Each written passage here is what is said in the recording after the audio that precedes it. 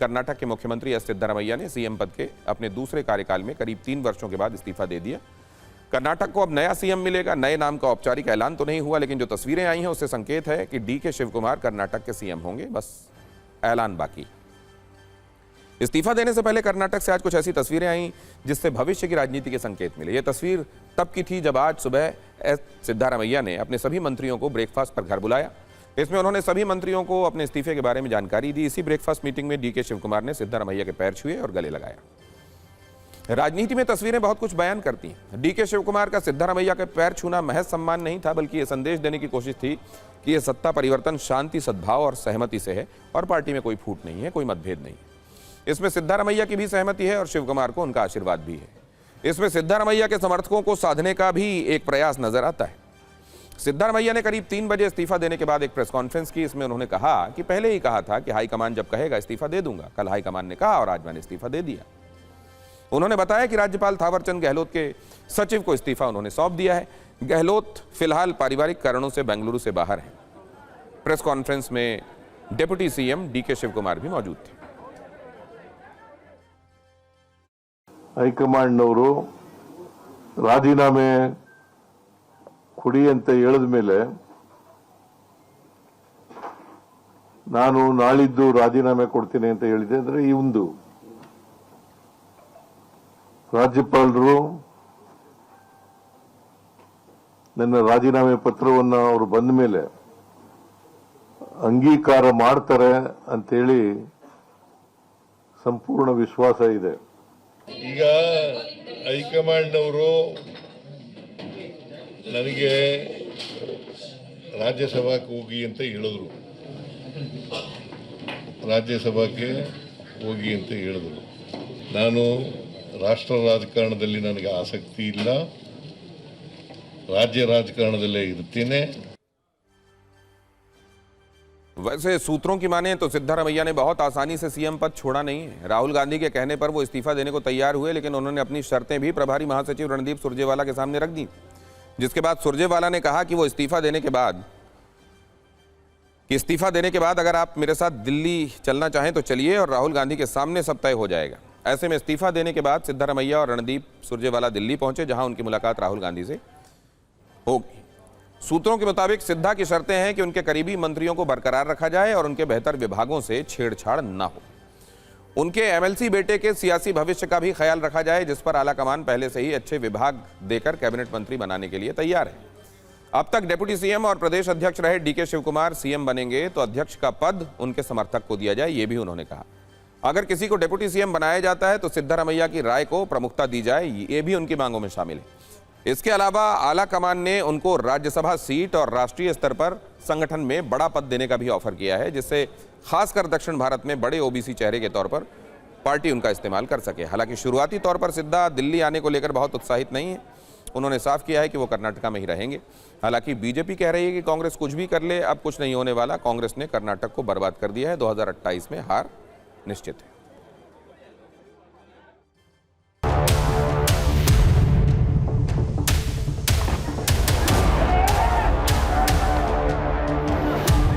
ಅದು ಅಹಿಂದ ಸಿದ್ದರಾಮಯ್ಯ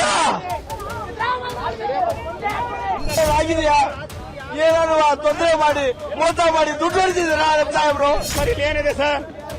ನುಡಿದಂತೆ ನಡೆದ ಸರ್ಕಾರ, ನುಡಿದಂತೆ ಉತ್ತಮ ಸಾಹೇಬ್ರು ಹೋಗವ್ರೆ. ನಾವು ಕೇಳ್ತಾ ಇರೋದು ಹೈಕಮಾಂಡ್ ನಿರ್ಧಾರ ತಪ್ಪು ನಿರ್ಧಾರ ತಗೊಂಡಿದೆ. ಇವತ್ತು ಸಿದ್ದರಾಮಯ್ಯ ಅವ್ರನ್ನ ಕಡೆಗಣನೆ ಮಾಡಿದ್ರೆ. Siddhamaya Sahib is one of the tallest leaders of Karnataka state, and he is a good administrator. He is a mass leader. And today, just because High Command has taken a decision to make a way for others, and he has obliged the High Command, and in the interest of the party, he has taken a decision. Well, I already has clarified that whatever the High Command told, and he has followed the High Command direction. वहाँ सत्ता के लिए ही सब कुछ होता है। आपस में भी मारा काटी मचा हुआ तो सब किसको नहीं पता है, लेकिन अब ये तो उनके पार्टी का निर्णय है। We have seen changes happen in various state governments from even the Bharatiya Janata Party, and in the BJP we've seen how overnight changes happen without consultation. This is a smooth transition. The tussle between Mr. Shivakumar and Mr. Siddaramaiah was going on for a long time. Let us see how that government is going to function in the coming days. इससे भी सरकार कांग्रेस की हर जगह अस्थिर हो चुकी है, नेतृत्व का अभाव है और आने वाले दिनों में शायद देश में कांग्रेस की उपस्थिति रहे ना रहे ये कहना बड़ा कठिन है। दक्षिण भारत के 3 राज्यों में कांग्रेस की सरकार है, जिसमें कर्नाटक बेहद अहम है। अहमियत इसलिए ज्यादा है क्योंकि अब से 2 वर्ष बाद वहां विधानसभा के चुनाव हैं और ऐसे में कांग्रेस कर्नाटक में अभी से राजनीतिक गणित को मजबूत कर लेना चाहती है। शायद इसीलिए कांग्रेस ने 78 वर्षीय सिद्धारमैया को हटाकर डीके शिवकुमार को सीएम बनाने का फैसला लिया है। इस फैसले पर हमने सत्ता की एक कुंजी तैयार की है, जिससे आपको यह समझ में आ जाएगा कि कांग्रेस ने डीके शिवकुमार को सीएम क्यों चुना है। इसको थोड़ा विस्तार से समझिए। कर्नाटक का सत्ता परिवर्तन केवल 2 चेहरों का बदलाव नहीं है, बल्कि कांग्रेस का एक बड़ा सोशल इंजीनियरिंग दांव है। कर्नाटक की 224 विधानसभा सीटों का फैसला मुख्य रूप से 5 बड़े वोट बैंक करते हैं। लिंगायत 16% है, 16 से 17% के आसपास। इनका उत्तरी और मध्य कर्नाटक में दबदबा है। ये मुख्यतः बीजेपी के वोट बैंक माने जाते हैं। वोकलिंगा ये 14 से 15% है। ओल्ड मैसूर रीजन में इनका वर्चस्व है। इस वोट बैंक पर जेडीएस और कांग्रेस दोनों का असर है। राज्य में मुस्लिम 12% से 13% के बीच में है। तटीय और शहरी क्षेत्रों में निर्णायक माने जाते हैं, मुख्यतः कांग्रेस के वोटर माने जाते हैं। कुरुबा इस समुदाय के लोग 7 से 8% हैं। ये राज्य भर में फैले हुए हैं और सिद्धारमैया इसी समुदाय से आते हैं। इनका वोट भी कांग्रेस की तरफ झुकाव वाला माना जाता है। अनुसूचित जाति की आबादी 17% के आसपास है।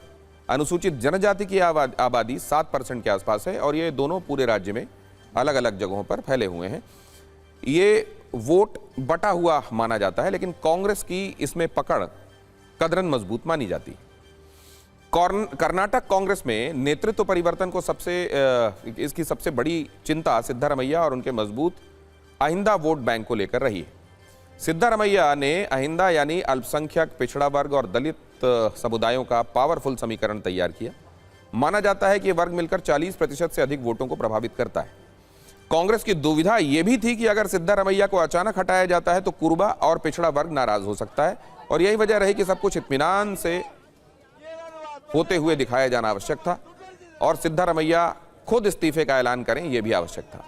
अब कांग्रेस के लिए सिद्धारमैया के अहिंदा समीकरण और डीके शिवकुमार के वोकालिंगा प्रभाव को साथ लेकर नया सत्ता संतुलन बनाना आसान होगा। पार्टी के भीतर यह समझ बनी कि लंबे समय तक कर्नाटक में मजबूत बने रहने के लिए सिर्फ अहिंदा वोट बैंक काफी नहीं है। दक्षिण कर्नाटक के वोकालिंगा वोटों में पकड़ मजबूत करने के लिए ही डीके शिवकुमार को मुख्यमंत्री के लिए चुना गया। न्यूज मित्रों को यह भी बता दें कि अहिंदा कर्नाटक की राजनीति का एक बड़ा सामाजिक राजनीतिक समीकरण है। यहां ए का मतलब है अल्पसंख्यक, HI का मतलब है हिंदू लिदफ, यह कन्नड़ शब्द है, इसका मतलब है हिंदू पिछड़ा वर्ग। DA इसमें दलित है। यह कुछ उत्तर भारत की राजनीति में PDA की तरह आप समझ सकते हैं, जिसमें पिछड़ा, दलित और अल्पसंख्यक, ये उसका एब्रीविएशन बताता है कि PDA इनके लिए स्टैंड करता है। राज्य की 224 विधानसभा सीटों में से करीब 60 से 65 सीटें ओल्ड मैसूर रीजन से आती हैं और इस इलाके में वोकालिंगा समुदाय चुनावी नतीजों की दिशा तय करता है। पिछले 3 दशकों से इस क्षेत्र की राजनीति पर पूर्व प्रधानमंत्री HD देवेगौड़ा और उनकी पार्टी JDS का दबदबा रहा है, लेकिन कांग्रेस का मानना है कि डीके शिवकुमार के मुख्यमंत्री बनने से वोकालिंगा समुदाय का बड़ा हिस्सा सीधे कांग्रेस के साथ आ सकता है। कांग्रेस की रणनीति साफ है कि JDS के पारंपरिक वोट बैंक को कमजोर किया जाए, जिससे बीजेपी JDS गठबंधन की सबसे मजबूत कड़ी को तोड़ा जा सके। बीजेपी जहां लिंगायत वोटों पर पकड़ बनाए हुए है, वहीं JDS वोकालिंगा राजनीति की धुरी रही है और ऐसे में कांग्रेस वोकालिंगा सीएम का दांव चलकर दक्षिण कर्नाटक में अपनी पकड़ मजबूत करना चाहती है। कुल मिलाकर कांग्रेस ने कर्नाटक में 2 बड़े सामाजिक समीकरणों को साथ लेकर एक राजनीतिक तैयारी शुरू की है, जिसमें एक तरफ सिद्धारमैया के जरिए अहिंदा वोट बैंक को जोड़े रखना और दूसरी तरफ डीके शिवकुमार के चेहरे पर वोकालिंगा लोगों को साथ में लाना और इस तरीके से राजनीति में JDS की पकड़ को कमजोर कर देना उनकी स्ट्रैटेजी है। डीके शिवकुमार गांधी परिवार के करीबी हैं। 2023 के चुनाव में उनकी रणनीति के कारण ही बीजेपी की बड़ी हार हुई। अध्यक्ष रहते हुए उन्होंने कर्नाटक में कांग्रेस को काफी आक्रामक बनाया। 2023 में कांग्रेस की जीत में उनका काफी बड़ा योगदान था। बावजूद इसके उन्हें डेप्यूटी सीएम पद से ही तब संतोष करना पड़ा और सीएम बनने के लिए 3 वर्षों का इंतजार भी करना पड़ा। डीके शिवकुमार को कांग्रेस का बेहतरीन स्ट्रैटेजिस्ट, संकटमोचक और आक्रामक प्रशासक माना जाता है। उनके सीएम बनने से सरकार की कार्यशैली में बड़ा बदलाव होगा, ऐसा समझा जा रहा है। कांग्रेस आला कमान के लिए डीके हमेशा से संगठन और संसाधनों के मजबूत स्तंभ रहे हैं। उनके सीएम बनने से संगठन मजबूत होगा और संसाधन बढ़ेंगे। डीके शिव कुमार वोकालिंगा हैं। वोकालिंगा बाहुल्य वाले ओल्ड मैसूर रीजन में वो बीजेपी और जेडीएस के मजबूत वोकालिंगा गठजोड़ को तोड़ सकते हैं। डीके शिव कुमार के सामने बड़ी चुनौती होगी सिद्धारमैया खेमे को संतुष्ट रखना और अहिंदा और कुरुबा वोट बैंक को कांग्रेस के साथ बनाए रखना, जिसका मैनेजमेंट वो विधानसभा चुनाव में दिखा चुके हैं। आपको यह भी बता दें कि कर्नाटक में चुनावी नतीजों की दिशा तय करने वाले वोकालिंगा समुदाय के अलग अलग राजनीतिक दलों से 7 मुख्यमंत्री रहे हैं। अगर डीके शिव कुमार मुख्यमंत्री बनते हैं तो इस समुदाय से आने वाले राज्य के 8वें मुख्यमंत्री होंगे। मैसूर राज्य के पहले सीएम कांग्रेस के चलंगाया रेड्डी थे, जो इसी समुदाय के थे। कांग्रेस के ही केंगल हनुमंथैया भी मुख्यमंत्री रह चुके हैं और वो इसी समुदाय से थे। इसके अलावा कांग्रेस के अलावा कड़ीदल मंजप्पा, जनता दल के एचडी देवेगौड़ा, कांग्रेस के एसएम कृष्णा, जेडीएस के एचडी कुमारस्वामी, भारतीय जनता पार्टी के डीवी सदानंद गौड़ा भी वोकालिंगा समुदाय से ही थे। वर्ष 1956 में भाषाई आधार पर राज्यों के पुनर्गठन से पहले 3 मुख्यमंत्री भी वोकालिंगा समुदाय से ही थे। इससे आप वोकालिंगा समुदाय की वहां की सियासत में पकड़ का अंदाजा लगा सकते हैं।